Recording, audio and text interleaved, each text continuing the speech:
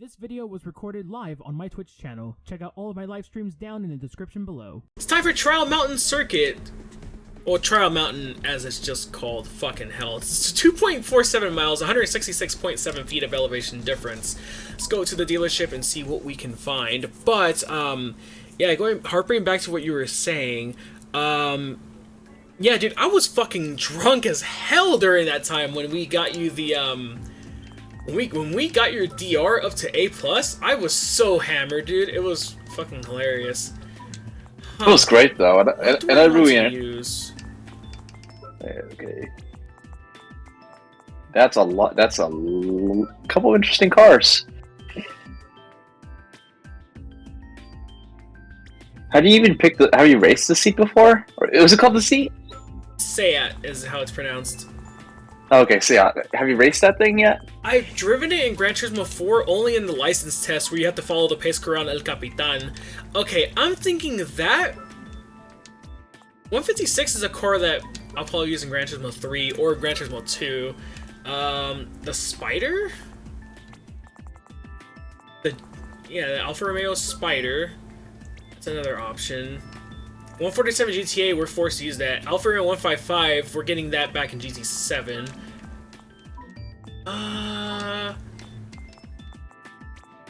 You know what? Fuck it. 2004 Seat Ibiza Cupra. Why the hell not? I see these a lot from Mexico, which is funny enough. What is Seat from, by the way? Spain. It's a Spanish car. Yeah, I figured. I was just making sure. That car be from España, my friend. But yeah, I mean, I've only really driven it in, like I said, in that license test in Gran Turismo 4, and so we're gonna be driving it for the first time here. I wonder what the dealership cycle will be for the next time around, because, yeah, let's see here. Honda Civic Type R, Delta, and ooh, okay, this is like that's like an average field in terms of like the cars all make sense together. There we go. So yeah, Acura RSX, Delta Integrale, and then the Civic Type R EP. But yeah. So go ahead. Sorry. So what do you think of this track in general? Because it is coming back. I mean, it was the biggest surprise, I think, for the GT7, well, GT fans in general. When I think this was shown at like a couple of trailers, right? I think for GT7. Like I don't know which was the first. Yeah, the trailer, like they showed Trial Mountain, we're like, holy crap, Trial Mountain's back. Something like that. Like, what do you think of it? So, I love Trial Mountain. One of my favorites of all time. The new variants, I like it. I mean, I was kind of one of those people where I was like, can we have the classic one too? But nah, it's gonna be fun to drive the new variant, dude. Like, I will say this right now, I'm not going to talk too much about GT Sport anymore or reflect on it because I want to save that for a video. But I should tell you, why don't you do a video? I'm dead serious, why don't you do a video yourself about it? Maybe. There is a couple of things I do. Like, even if I can just make a few sentences, all I can say is that what I will make it more short though, is that I'm just happy to like meet and talk to different drivers and like, you know, different, like, you know, from different places with this game. Honestly, I think, and you feel the same way too. No, regarding, of course. like, you know, like you made a lot of friends and enemies and shit like that. So like, I don't think so, Castro. Honestly, I don't think the classic variants are gonna come back at all. To be honest with you, I don't see it happening. And funny enough, I hadn't even mentioned this yet, but I did manage to finally able to talk to the two fastest drivers in probably in recent history. In GT, I think it was like Michelzo and Gallo. Get to race them in the what's it called? The I believe we're just hanging out in the Need for Speed lobby, so we're just having fun, like, you know, with the other fast guys. It was pretty fun. That's and I also like, yeah, it was pretty fun having to like talk to like some of the best. It's not just because they're the best, but just having to like, you know, talk to them, you know, not eye to eye, but, you know, in more equal stats and everything, and have fun with it and mess around. And I'm looking forward to see how they do what happens in GT7 when we're all like comfortable. You know, it's gonna be fun to see. It's gonna be. And I'm already. Go ahead. Sorry. Yeah, and also the fact that I have a couple of other like it was a communities that I'm following it now for GT. Like I kind of want to give a few shouts to the Chad Rice community and like in Oceanside. Like a few other communities in Australia when I was like mostly what's it called, racing late night at this time. Like when I'm like late, like was that playing at like 2 a.m., 3 a.m. when I don't feel like sleeping. I just go in the game and just race with those guys, and I end up making a couple friends there. So, which is interesting.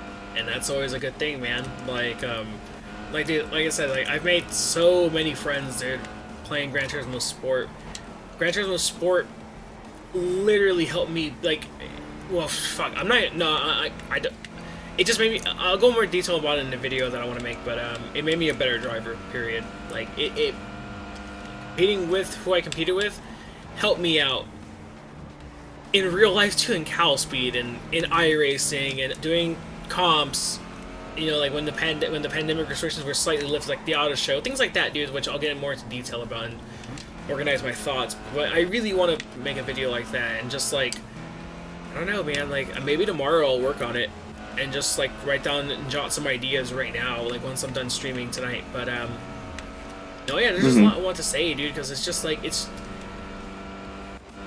like, yeah, you know, like there's things in the game pissed us off, like the penalties and some of the glitches, like curb glitches, and yeah, some people got under our skin, like Manite Mopar and Luis Dinicio, but overall, the positives outweigh the negatives, dude. They will always outweigh the negatives for me. Like,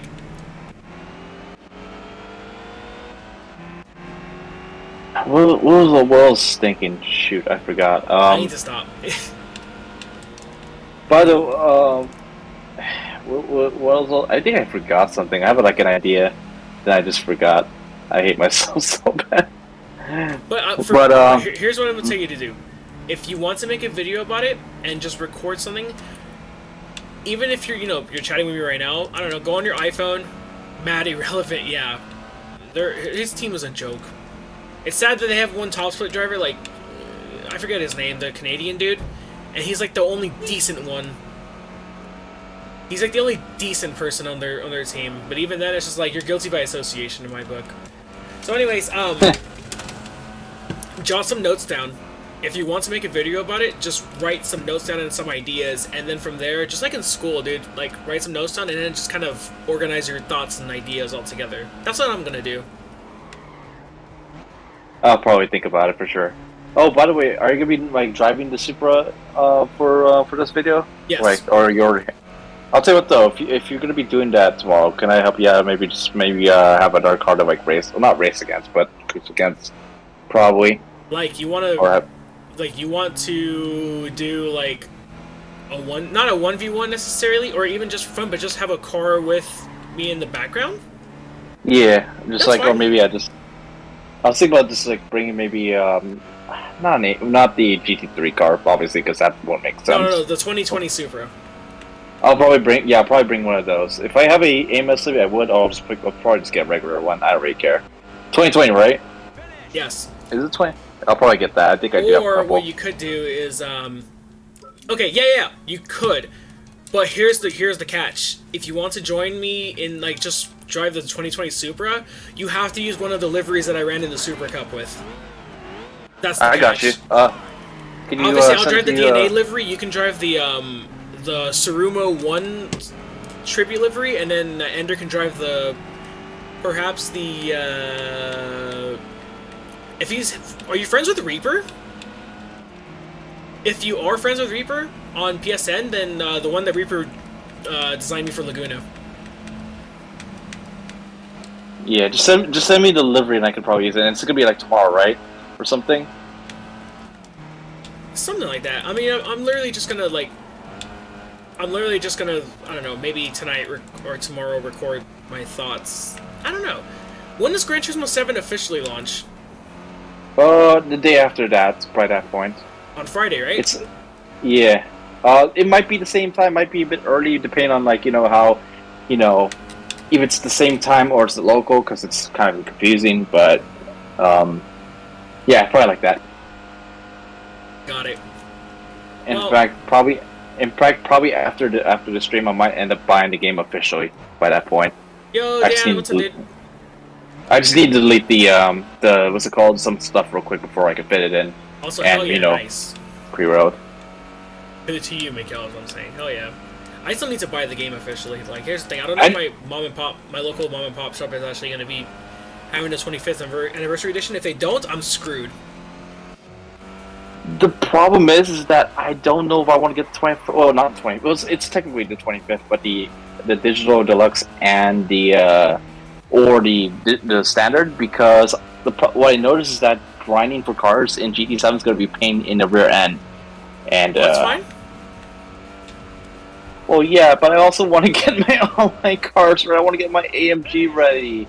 I want my Group 3s. I mean, okay, so for me, from a Let's Play standpoint, for sure, like, the fact that it's going to be hard to get cars, that's totally fine, and that's fun and everything. But from a standpoint of, like, the online stuff, for sure this one, like, I'll take the million credits or whatever, because obviously, like, I want to play online.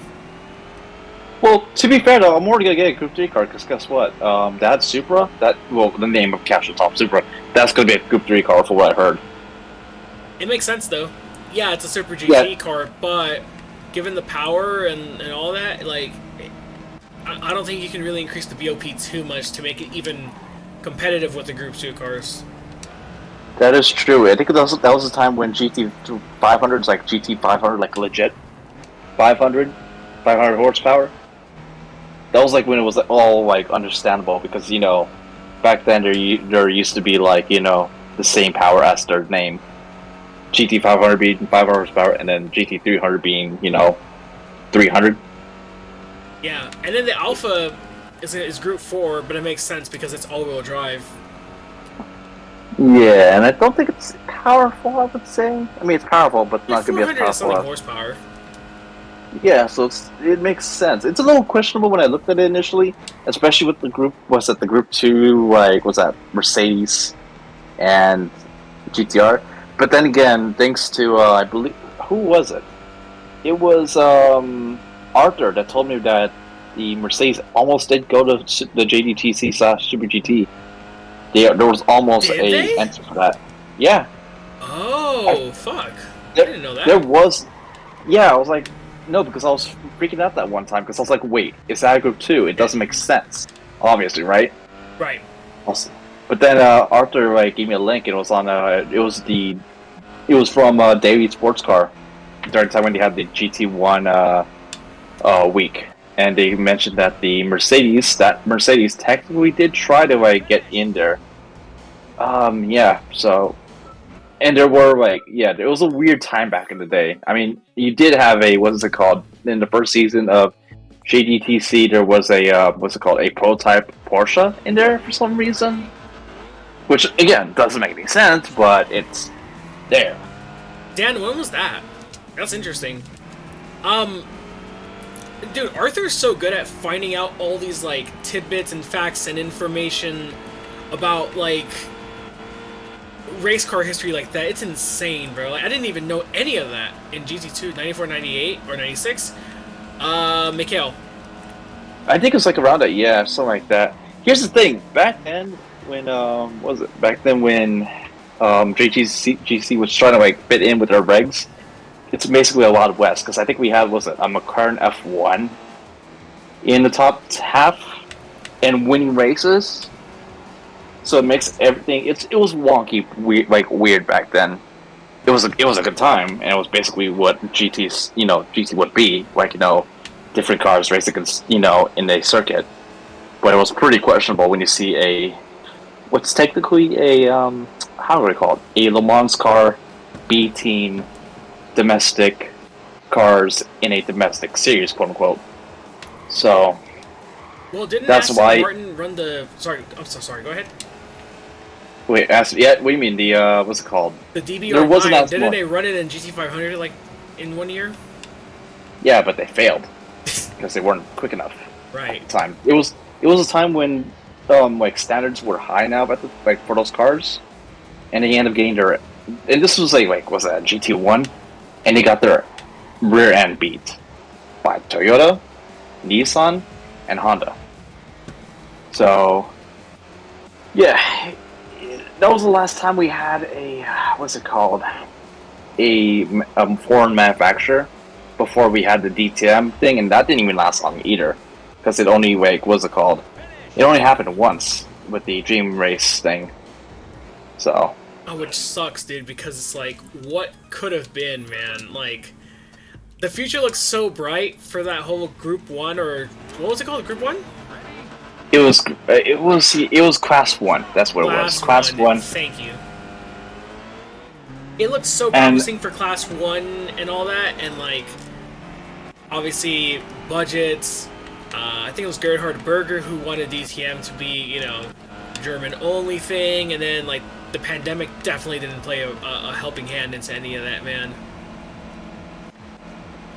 It also did help that there was, like, different kinds of racing, like, during those 2 rounds that they had for the Dream Race, because the first rounds, those GT300, not 200s, 500s, they were struggling with the different tires. That's why you don't see them in the front during that time, because they were, like, struggling with the, you know, the wet weather, the tires, because they're not, like, using them. They're not hand something? Handcooks? Yeah, they don't have those at Japan, so they didn't know how to handle. And, right. And here's the thing, DTM cars had the push-a-pass. The GT500s don't, so that's why it's kind of weird having to deal with those kind of things. Once we get into Fuji, the second half, it was more equal, to say the least. Those DTMs could still battle against the Super GTs in their home court, but they're not just like struggling to high hell. Which is why it's so weird when they decide to drop the whole thing. Because what's the point? Why do we end up having this whole aero thing for these cars if, you know, they're not going to be... If the other half is going to be doing Group 3... Or not Group 3s. GT3 cars. I get what you mean, yeah. Well... Same problem that IMSA teams... Oh no, that WEC and ELMS teams and ALMS teams had when they went to IMSA. During the time when Continental Tire were the only tire supplier, now it's Michelin, so everybody pretty much uses the same tires and shit. But no, I get your point on that one too, dude. It was pointless to have all the regulations and stuff just for not to happen. But you know, that's the way motorsports is. That's the way life is. Shit fucking sucks. But you know what doesn't suck, or it might suck if you're a really big fan of Gran Turismo PSP. Trial Mountain is the final time ever in the entire Let's Play that we're going to have to go back to the same track for the reverse layout.